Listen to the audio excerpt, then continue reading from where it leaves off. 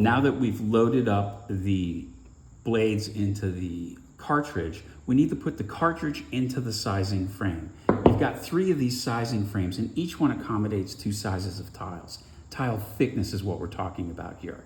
The red one is for 5/8 and 3/4. We're going to be cutting a 3/4 inch tile today, so we're going to use that setup. To do this, I hold the frame in my hand with the 3/4 inch designation up and to the left. It's really important that you start in the right position.